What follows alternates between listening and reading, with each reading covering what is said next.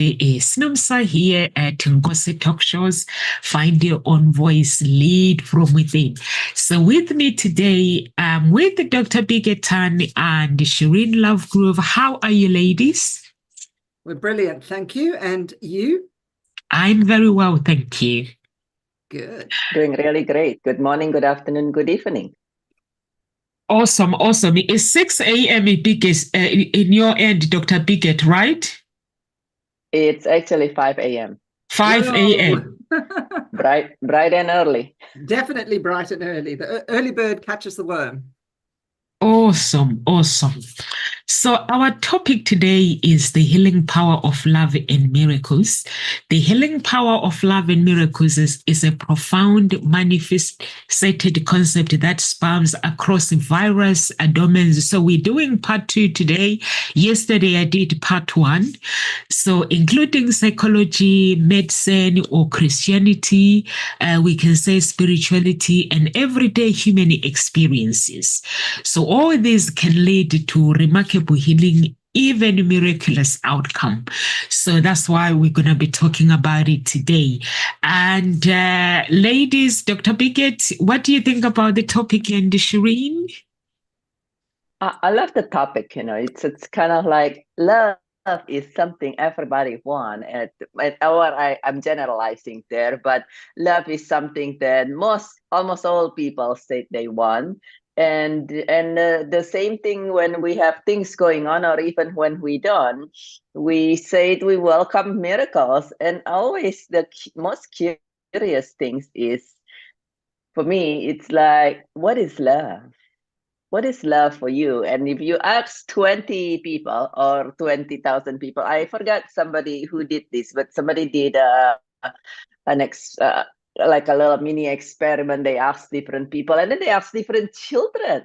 And everybody, literally everybody has different answer. Like children is, oh, love is if mommy and daddy, letting me have ice cream after every dinner, right?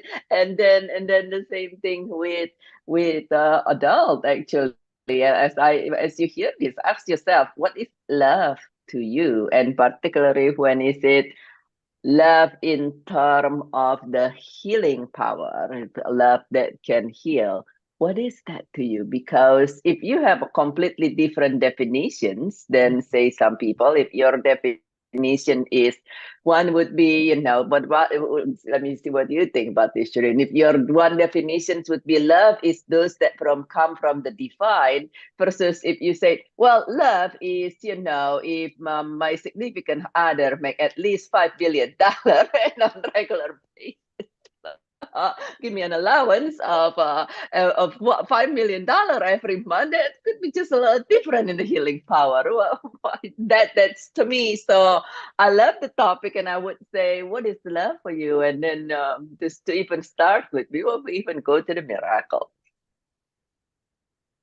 Yeah. Well, yes, Namsa, what's love for you? What's your definition of love? I have a love language. I believe that love is when people show love. So when I ask them about things, or when I take the time to ask for my needs, or I ask them what they need, for me, that's my idea of love, the connection of love. I grew up with conditioned love, a lot of conditioned love, where I wasn't just loved for myself and myself alone. But what I learned was love was having to do things for others, right? So in some levels, I actually learned, in a sense, that if I do an ask, then I expect that if they love me, they will respond. How many people have that? I mean, really, that is something that I certainly have found. And often when people say they love you and they don't do what you ask, or they don't meet the needs that you've asked for, often it's this miscommunication of this definition of what we believe love is, right? Like my partner kind of believes that little things mean a lot. So lots of little things, and not presence necessarily, but a lot of actions mean a lot.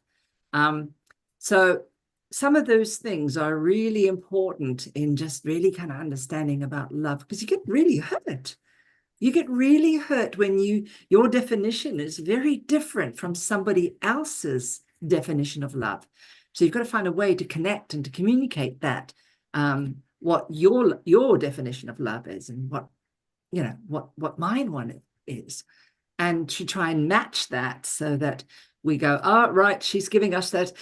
Have you noticed, like men and women, you often hear about men from Mars and women from Venus, and men will say, well, I don't know how women think. And men think, oh, well, no, what? I don't know how women think. I don't know how men think.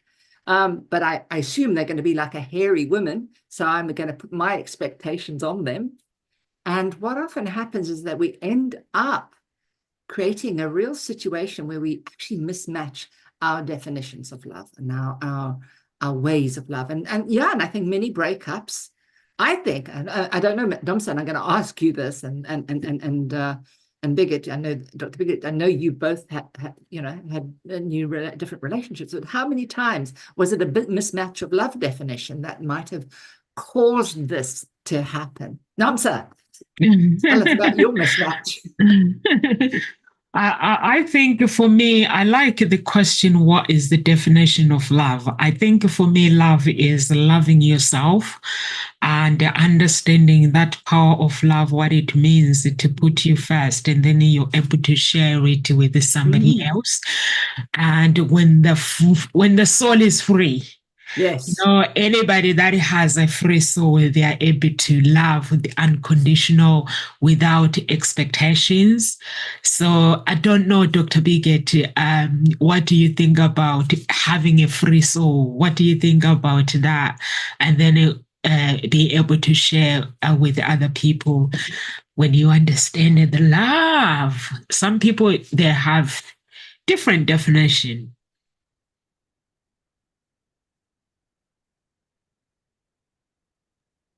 I love that. It's something that, love is freeing, is definitely something that I would say agree. For me personally, love is one of those where I say love is an unconditional, everlasting acceptance. Feel the from it, like as you said, Shireen, it's growing up in a certain way. It's one of those that, hey, if you love me, you do this. If you love me, you get an A. If what not, pressure? we might not love. If not, we might not love you anymore. If you're not an A plus student, then we might love somebody else. And if you love me and you got an A, right? See wonder, right? It's just some people say, I know now we know why you're an overachiever. And so both of us. Yeah. So Yeah. if you and then the children learn, well, if you love me, you'll find it gives. Hello, wonder why we grow up that way as a society. So to me, it's like an unconditional, everlasting acceptance. A little bit easier said than done, but we have seen this. We've known mothers who, even if the child is a murderer, they still love him or her. And some pets, not all. I'm not sure if my pet is that unconditional. I think if I stop feeding him, he probably suddenly don't love me as much. But unconditional, everlasting acceptance. And as a grief specialist, I would say love is an unconditional, everlasting acceptance where we actually listen. And over the time, I noticed that this is something that, if somebody says, yeah, I unconditionally love you, but their behavior might be different, it's different, because everything at the end of the day, our action speaks 1,000 words.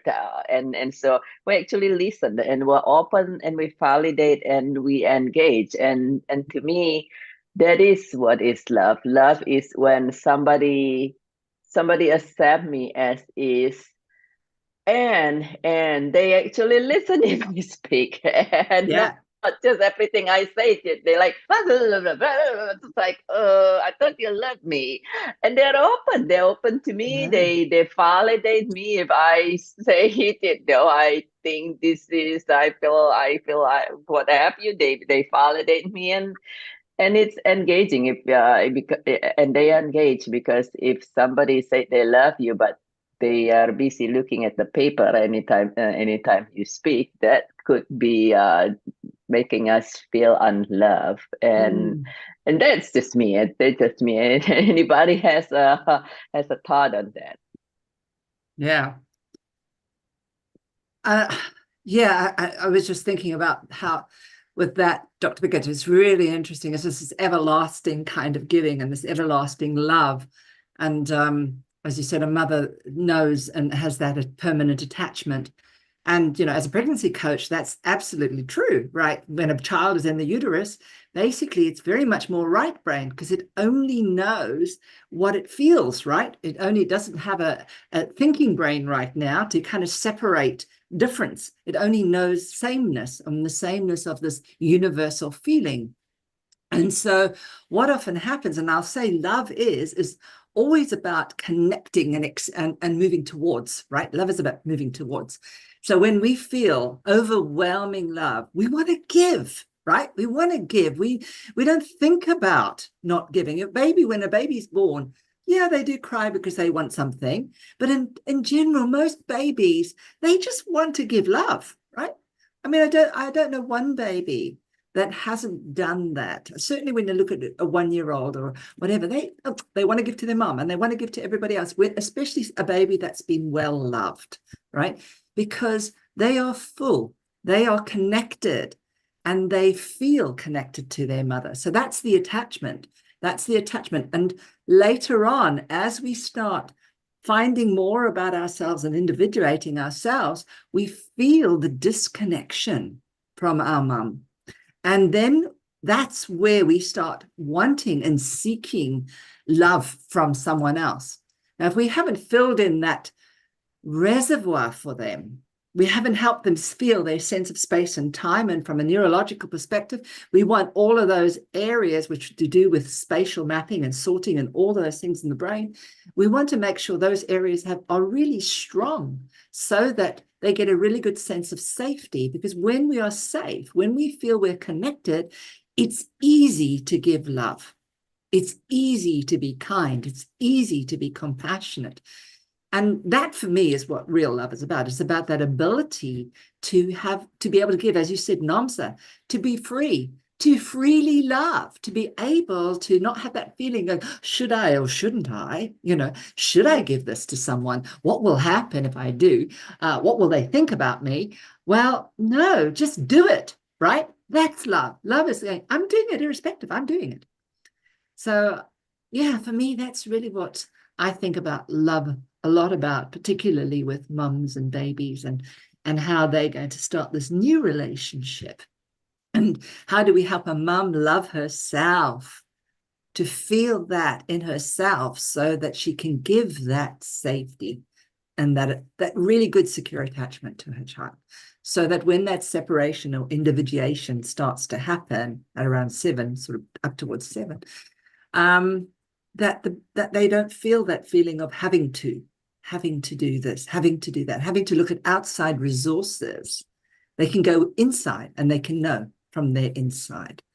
Yeah, so that's what my idea. And then having the freedom, which Namsa said the other day, the freedom to love, the freedom to feel free, the freedom to say, well, even if that happens, I can still feel that I'm loved, I'm okay.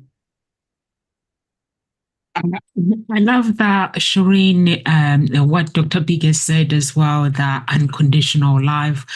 And when you love unconditional, wherever you go, when you enter a room, everyone can feel that true love, because you're not expecting anything in return. You just give, like Shireen said, you just give if you have that love.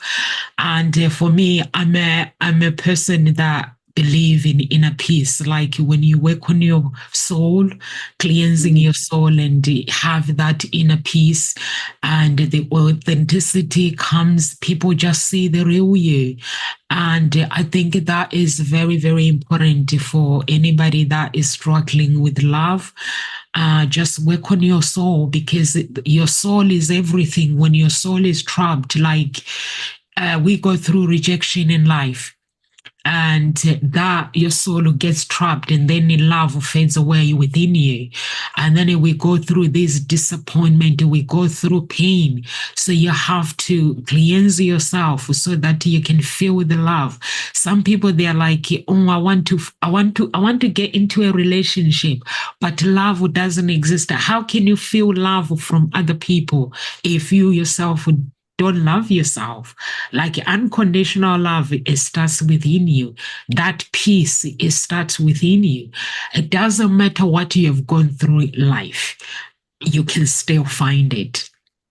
I'm going through cleansing at this moment. I'm on 100 and I think 170 something days, but I can see the difference when I'm actually going through step by step. Now I'm going through the pain that my ancestors went through. I'm cleansing that, the pain that I don't know about, that my parents went through, and the pain that is in my subconscious mind that I'm not aware of. Every single day for me is a journey, and I could see the difference. And I was talking to my spouse the other day, and we were having a disagreement. I could see the way I'm responding. I'm like, I don't really care about those things anymore. The material, the stuff, it does not matter anymore, because I have discovered something that I didn't know that it exists. This love for me is more important. My soul is more important. I don't know about you, Dr. BKT. What do you think about these people that, okay, they have material, and when that material leaves, the love leaves as well. So, as a coach, how do you teach somebody to actually be okay when that material is not there? They still love themselves, still accept themselves for who they are. So that is beautiful, Numsa, and I would say it is a lot of time and how I teach them, and this is the material could be physical things. In other words, things like an object. But if when it comes to my field of work in the form of grief, the material. So in other words, the material could be your house, right, or your car, or in that less tangible, it's your job or a person in your life. And then that material is no longer there, whether it is the person, the pet, the house, or the job, or something, the relationship. Sometimes, how do you if they feel that the love leaves? Firstly, it's actually very normal. If you feel that way, then it's normal, because humans are have a lot easier time to relate with something in the tangible world, where something we can touch and uses our five senses, so to say. So there is a part of us, the part that one, the tangible part of it, that would feel that that love leave as well. And the part of the unconditional everlasting acceptance is actually a good part of that is to realize the word everlasting in there. That even if the object, the material, the tangible thing is not there, the most beautiful thing is for those who are suffering and in their road to healing, they reach a breakthrough and they say, which is, I believe Shireen or somebody mentions in a different way, that there is love in them always. That love never dies. And love never dies. And the whomever it is that you love, if it is an individual who say the person loved me before, the pet loved me before, the love is still there, and love will live as long as you want it to live. It doesn't matter. It's understandable for the human part to want something tangible, and it's okay, and it's normal. And at the same time, the other part is when somebody who is grieving come into a realizations of a place of, it's actually become completely purely unconditional now. This is the love in whatever form it is. Now it's become a pure unconditional, so unconditional that even after you leave, even after you're not here physically, that I love you just as much. Even if I prefer, in the past, when somebody is alive, for instance, if we would love them to be there, let's say a person, so the person leave and don't want to be with us, we might get a little unthrilled there, a little unhappy, a little upset, whichever way you want to say it. But now you learn that actually it's possible for someone to leave you and you love them just as much, if not more. And you think of all the things that they did wrong, and you say that actually did not matter. I forgive you, and I apologize for all the things I did wrong, because I know you are now capable to do the same, to love me unconditionally. There is love inside of all of us that is here before all of us now. They will continue to be here after us now, and what make it everlasting. And the unconditional is the most beautiful, when that grief and pain transform into tapping to the truth of love, of saying, so that is when I accept that, and I love you so much that if it is something that you are to leave, you are to leave, and we love each other just as much. Now, I used in my line of work, it's people still grieving. Yes, but that's what's the grief recovery classes are for. The classes for to recover from grief and to be able to allow us to tap into this now intangible love. But intangible does not mean it's weaker. Look at gravity, right? It's intangible. Look at the wind; it's intangible. It can, if you here in the U.S., it can damage quite a bit of things when the wind's blowing. So, yeah, that's amazing. I want to come back to that, because I think that everlasting is what I'm hearing really deeply right now. And I want to come back to that everlasting love, that kind of love that allows that freedom, and after a grief process or that transformation. I want to come back to that. But I want to first of all say, Namsa, you look amazing today. I don't know, you're just glowing. Maybe this is the soul work that we're talking about. When you come into a room, you glow, and you are glowing today. So I thought, hey, I wanted to just bring that in there, because I kind of sat there, and all of a sudden it just sort of came. So it's lovely to know that your soul, you committed to your soul, you committed to loving your soul.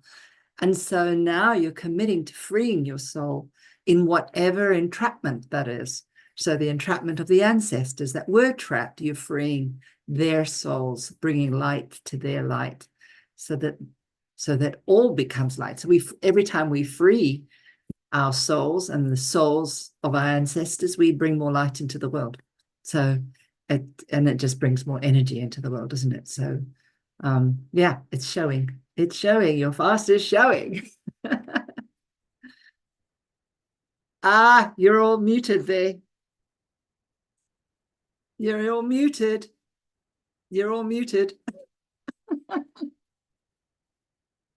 I spent like 2 hours yesterday. I was having a showdown demanding my real age, where it's trapped.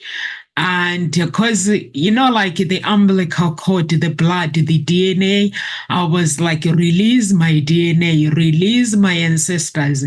And I was having a showdown. I could feel this thing where the freedom, like where something just leave. So it's like, I've been doing this, I think, since last week. For 2 weeks, I've been doing it. And it's just, but I can feel the difference as well within me, that there's so much different. And I just try to do it. That's why I said to Carol Ann and Claudia and Gossip Talk Show might change, because of the journey where I'm going. So the teaching might be different, but your teaching will still be the same, guys. But for me, I'm going in this journey where I just love it. When I began, I could see the real me wasn't there. I don't know what happens. I don't know when you get disappointment. I don't know. Dr. Bickett can explain to us when, like disappointment is like grieving. So I don't know with the soul what happens, but I seem to be focusing on my soul. I seem to be discovering things about me. So I don't know. I like to know, Dr. Bickett, what happens when we get this pain, disappointment? Because I've been like dealing with pain, disappointment. Like if there's any disappointment in my subconscious mind, in my soul, let it be released. Let my original blood DNA be released. And it's like I'm meeting this different me that was never existed. Yeah, and that talking back about love and disappointment can bring grief. But the definitions of grief, what is the unsettled feeling caused by unmet hope. Unmet hope causes disappointment. If you hope somebody is going to be there at 8 o'clock and the person's not there, that's unmet hope. Unmet hope could be somebody passing away early. Could be a lot of different things, right? You hope the government would do ABC and they don't. You hope that it will be a nice sunny day as the forecast and then it's raining. What have you? But disappointment, when it's the unmet hopes is deep enough, it's make us feel unloved, because what you would love because now you are not validated by the, particularly if it's somebody else causing the unmet hope, not so much the weather, then love to me, when it comes to grief, is somebody listens, but being open, but also validate. So if it makes you make us feel invalidated when somebody says, well, yes, I will be there for you, and then they're not.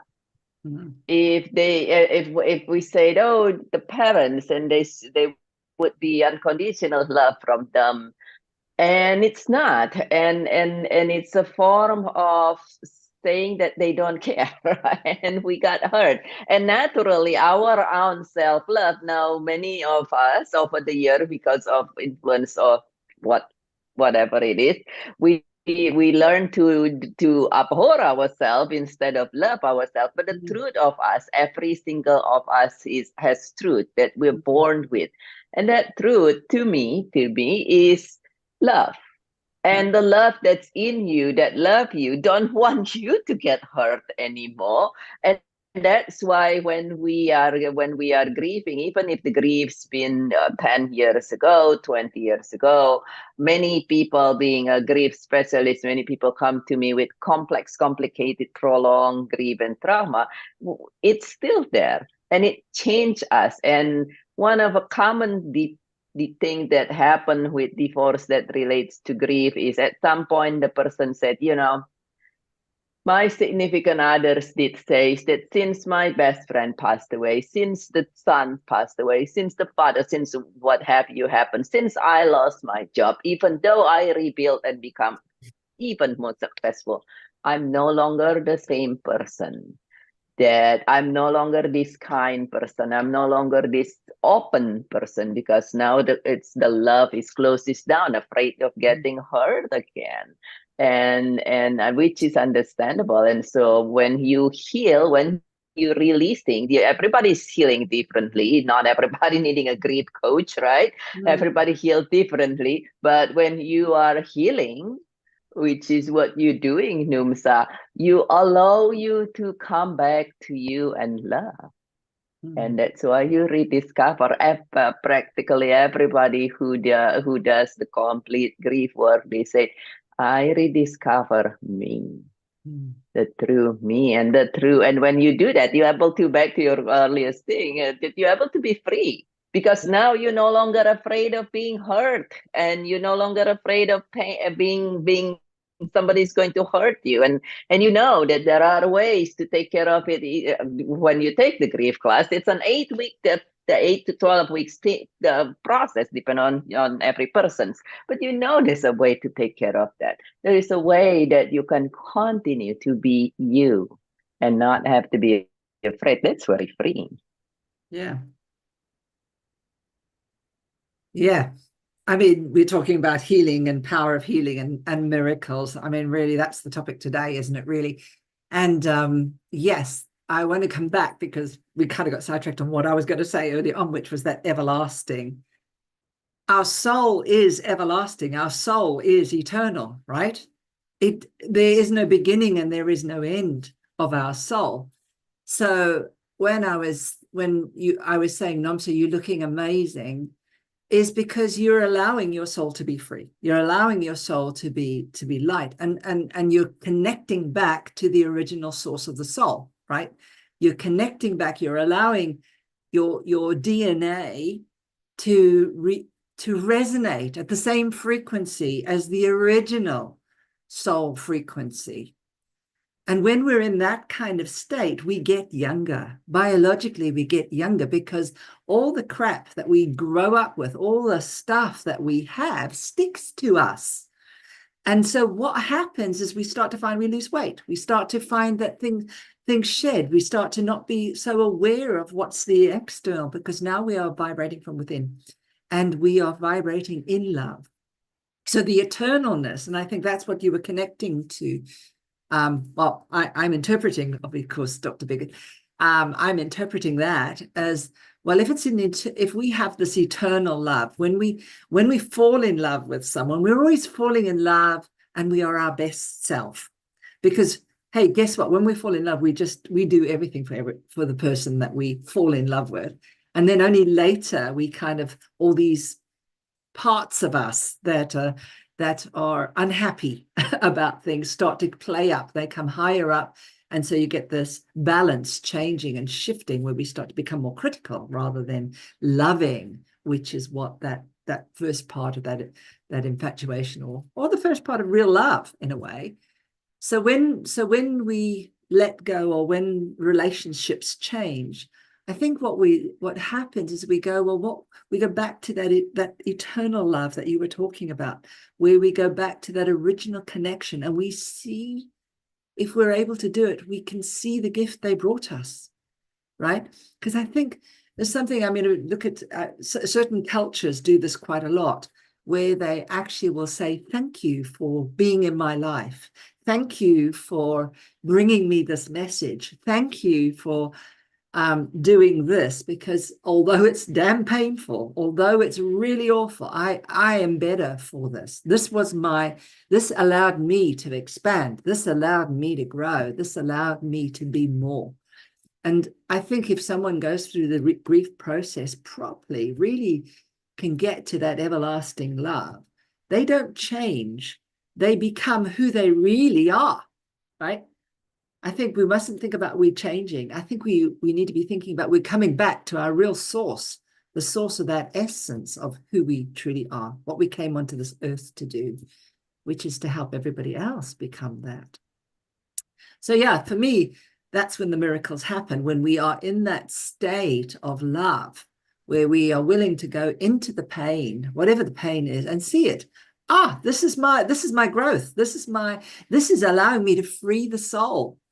so that I can expand that a little bit more.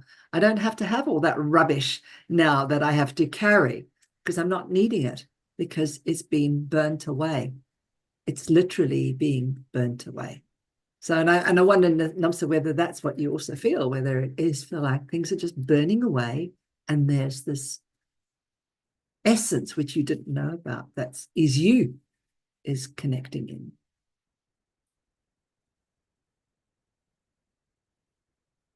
Muting myself. I like it when Dr. Baker said when you do things like you let a relationship goes, you love somebody, everlasting love, you're no longer afraid of getting hurt anymore. And also, Shireen, you talk about getting rid of the crap. That's what I've been like doing. And I'm like, I've been holding all this crap growing up as a child. This one did that. This one does that. And I came to a point where I'm like, I don't want to carry that anymore. And I don't know what's in my subconscious mind. And I'm just like on my knees asking for God's mercy. And the more I ask for mercy, the more ancestors they show up in every corner, like you can't get out of this. And I'm like, yes, I can. This is my identity. I'm reclaiming my identity and reclaiming my bloodline to actually live the life that they were supposed to live. And it feels freedom. It feels like I'm bending some things. And at the same time, within me, there is this love, there's this healing. I feel like life is a miracle, and it's what you create yourself, because no one is doing this for me. I'm doing it with God, and I'm like made a decision that this is the person that I'm going to be, and I'm gonna be okay. And on my birthday, we meant to go out for a meal. And then I forgot that there was a wedding, and I committed to it. So I ended up going to the wedding, and then I changed the things around, and my family, my spouse is not happy. And I was like, you know what? I don't care about my birthday. I love my birthday. This is the day I was born. But when I'm busy arguing with my spouse for a meal, somebody else needs me to pray for their healing. So I'm not going to do that no more. I'm not going to worry about food. I know it's my birthday, but I'm just going to be glad. I'm just going to be happy. And when I showed up at home and everyone goes, we going for the birthday? I was like, oh no, Dad is not happy. So that means we're not going for the birthday. So I'm going to spend my time interceding for somebody who wants healing, who is in hospital. Because when I'm busy thinking about disappointment for you guys, the argument, where we going, how can you go to the wedding, it's your birthday, somebody else needs me. So I'm just gonna have this attitude where I don't really care about material anymore. So this is me. I'm like, guys, this is who you're going to have to put up with. So I was like, I'm so grateful. It's my birthday. Like Dr. Bickett said, love is everlasting. And I was like, it's my birthday. I'm so glad that I'm alive. But somebody else might need me to help them with something. And while I'm busy pitting myself with his birthday dinner, so I was like, I ain't doing that no more, guys. So I ain't doing that. This is who I used to be when I was young. When everyone is arguing with something, I'll be like watching them. I'll be like, what the heck are they doing? This does not make sense. So I think I'm reclaiming that soul of me that got disappointed when I was young. That crap, that thing that Shireen is talking about. The fear sometimes, fear of like when you start a business, there are so many things that we fear, and that fear, that crap gets piled up to your brain, and that traps you as well. So I've been dealing with all that. Like, I don't want no fear anymore. I fail if I'm doing something, whatever happens, let it be. So I think it's very, very important to understand that as a human being, we are here on earth for a reason. And also the miracles, like healing miracles, when we give our everlasting love, we allow that everlasting love Dr. Bigot was talking about. Dr. Bigot, you're a doctor as well. So you know that healing comes from love when you allow. So can you just take the stage, please? Because me, I just want to learn the love. You're a grieving coach and you're a doctor. Please share it with us. Yeah, absolutely. The miracle, as Shireen says actually just now, miracles happen when there is love. It's in general, the people say it's, I want miracle, I want miracle, I want miracle. But miracle typically happen when there is love, that you love something enough to make it change all condition and and and result in what it is that you would love. And it could be a lot of different things, but for somebody who are grieving, and I work with a lot of people with anticipatory grief, grief of some of a looming loss, which is with cancer patients, and you see the miracle happen when there is love. They love it so much, and then they are able to take this love that is very attached to a love of acceptance. The one that is miracle actually says, I just trust that it's going to be fine, but if not, I'm going to love anyway. And then you see things shift in them, and it turning into this acceptance. And does it take action? Are we talking about miracle? We just sit there and yet watch reruns on televisions and do nothing else? No. My oncology professors, actually oncology mentor, talking about medicine and healing and love. My of all people, the person who first taught me about miracle is actually my oncology professor, who says, back in the day when I was saying something about myself, actually, about not being able to do things, she looked at me and she said, well, you say the miracle can happen? You believe in miracle, don't you? You're an oncologist. And then we learn over the years that yes, miracle take love. It's something that if you love it enough, can bring it into, but it's also take actions.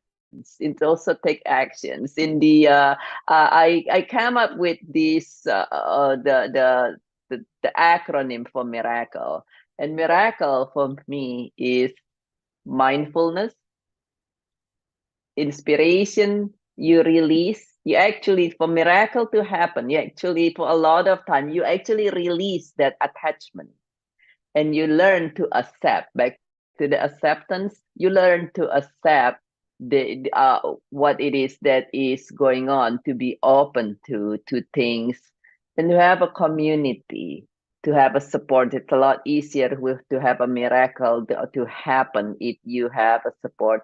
And then guess what? Love. It's your love that create that, your love that spark. It's the love that sparked them the flame of miracles, and then an engaged action that keep that flame going, and then create from there the result that you would love. But to me, love and miracles goes together. If you want miracle, you create it with love, whether it's the love. We see this, people who heal from major illness, they heal, miraculous healing a lot of time happen not because they love themselves oh so much, but when there is something drawing them outside of them. It could be a person, it could be an initiative, something that inspired them. Could be a child, it could be a project where they're like, I love my children and I want to be there high or what have you, and so I will turn into something different.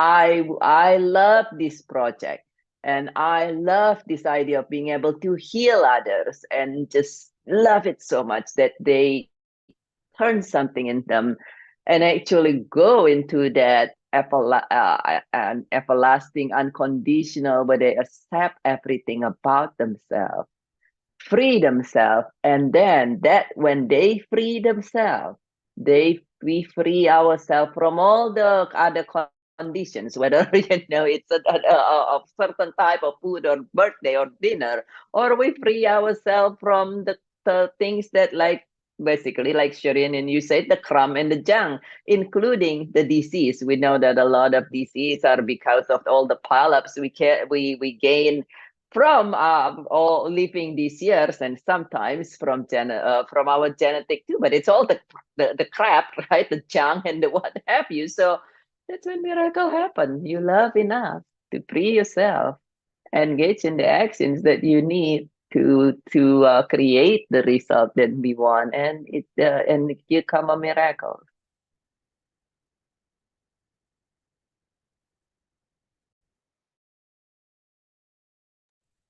Yeah, I think it is about surrendering into love, isn't it? It's surrendering and recognizing that, for my concept of why I think we sit in the vortex or we go into that space is because I talked earlier on that we're always seeking and looking for our other half, the other half of ourself.